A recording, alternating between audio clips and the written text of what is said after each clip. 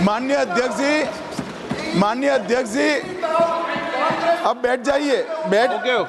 अरे बैठ जाओ भाई, बैठ जाओ। माननीय अध्यक्ष जी, सम्मानीय सदस्य का ध्यान केरल में है, यहाँ नहीं है। तेजस्वी सूर्या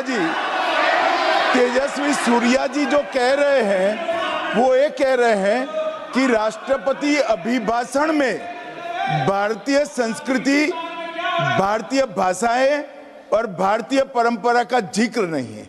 वो किसी कांग्रेस के सम्मानीय सदस्य के भाषण से कह रहे हैं। ये बात कर रहे हैं राष्ट्रपति अभिभाषण की, उनको इतना मालूम होना चाहिए। को समझाने का प्रयास उन्होंने किए आप मत समझाओ, पर समझदार हैं। अध्यक्ष जी, मैं एक्सपेक्ट किया था, इसलिए मैं 10 साल के उनके भाषणों के प्रति को मैं प्रिंट आउट करके आ चुका, मैं उनको देता हूं। 10 साल के स्पीचेस को आप देखिए लाइन बाय लाइन, अगर आपको मिलता है तो आप देश को दिखाइए। अध्यक्ष जी, contrast this to what we did 2015 में। नरेंद्र मोदी जी आते ही हम हृदय स्कीम को शुरू किए, हम प्रसाद स्कीम को शुरू किए, टेंपल टाउन्स का डेवलपमेंट हमने किए, स्वदेश दर्शन का शुरू हुआ, एक भारत श्रेष्ठ भारत के कल्पना हमने देश को दी, केदारनाथ धाम 4 धामों यात्रियों के लिए हम इंफ्रास्ट्रक्चर की काम की, विश्वनाथ धाम की कॉरिडोर का प्रोजेक्ट हुआ, महाकाल के प्रोजेक्ट हुआ। अध्यक्ष जी, किरीट प्राय के रूप में इन सब को एक ताकत देने के लिए भव्य राम मंदिर का भी उद्घाटन नरेंद्र मोदी जी के कार्यकाल में। अध्यक्ष जी, ये क्यों महत्व पड़ता है? क्यों महत्व पड़ता है? क्योंकि दशकों तक, सदियों तक भारत कॉलोनाइज्ड हो गया था, और ये कॉलोनाइजेशन के वजह से देश में एक प्रकार की इंफीरियरिटी कॉम्प्लेक्स इस देश में आ गया था। मुझे कहने के लिए अत्यंत गर्व है अध्यक्ष जी, एक देश के युवा होने के नाते, कि इस साल के राष्ट्रपति के अभिभाषण में we have said something that no government in independent India's history has ever said. राष्ट्रपति अभिभाषण में हम बोलते हैं, from the cultural perspective, India is among the richest nations in the world. Through Macaulay's conspiracies, a sense of inferiority was instilled.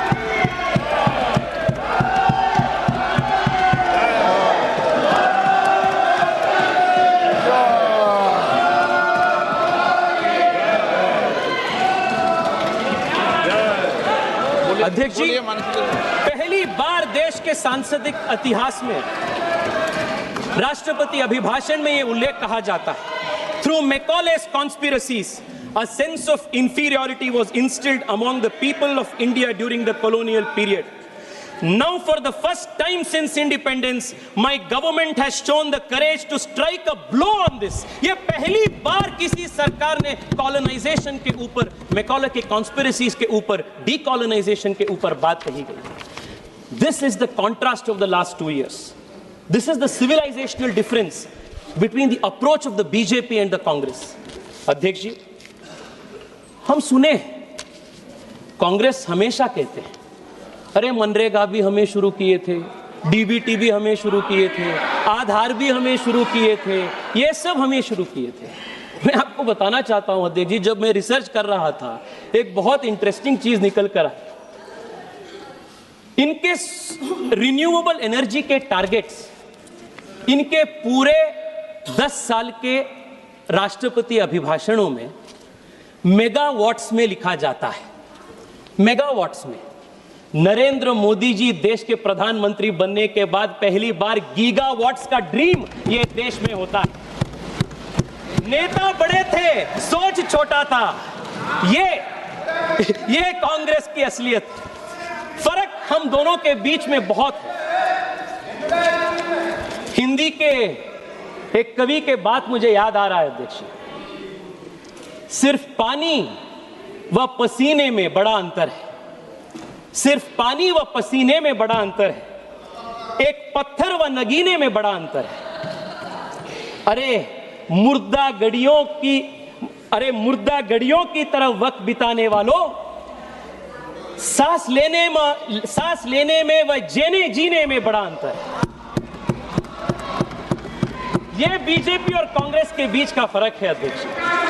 अध्यक्ष जी, मैं एक और महत्वपूर्ण विषय जो देश के युवा शक्ति के साथ संबंधित है उसके ऊपर मैं देश के ध्यान आकर्षित करना चाहता हूं। अध्यक्ष जी, पिछले 10 साल में सबसे बड़ा जो चेंज देश में आया है, जो मैं मानता हूं कि इंफ्रास्ट्रक्चर बिल्ड करने से कठिन है। पैसा डाले तो बिल्डिंग्स हो जाता है, इंफ्रास्ट्रक्चर, फ्लाईओवर्स बन जाते हैं, एयरपोर्ट्स बन जाते हैं, पर एक देश का, एक समाज का कल्चर चेंज करना, एक बिहेवियरल पैटर्न में बदलाव ले आना, एक एस्पिरेशन में बदलाव ले आना, यह सबसे कठिन चीज होती है। अध्यक्ष जी, 10 साल पहले इस देश के युवा का एस्पिरेशन क्या होता था?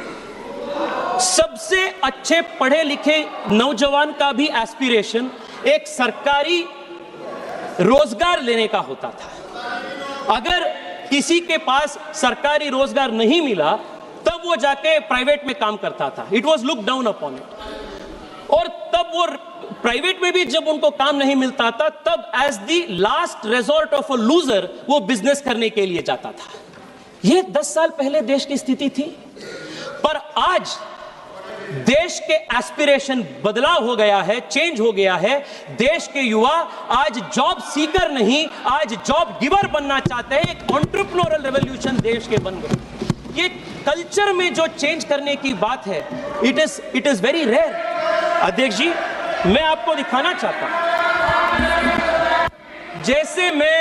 जैसे मैं सांस्कृतिक विरासत के बारे में उल्लेख किया, वैसे ही स्टडी में 10 साल के यूपीए के भाषणों में entrepreneurship, startup, ease of doing business, economy strengthening, deregulation, decriminalization, ऐसे 8-10 कॉम्बिनेशंस में मैं वर्ड सर्च किया 10 साल के भाषणों में। एक बार भी स्टार्टअप का जिक्र 10 साल में नहीं है। एक बार भी एंटरप्रेन्योरशिप का जिक्र 10 साल में नहीं है। एक बार भी deregulation, ease of doing business, PLI, ऐसे एक स्कीम का भी उल्लेख नहीं है। अध्यक्ष जी, the biggest change that we have seen in the last 10 years is Narendra Modi has given the young of India a new vocabulary of building India. आज देश के युवा एंजल इन्वेस्टमेंट के बारे में बात कर रहे हैं, आईपीओ के बात कर रहे हैं, मुद्रा के बारे में, स्टैंड अप के बारे में, पीएलआई के बारे में, कंपनी को आईपीओ ले जाने में। ये 10 साल पहले देश के युवाओं के वोकैबुलरी में ही ये शब्द नहीं था। This change is what Narendra Modi Sarkar has brought to this country, and this is the difference that has come.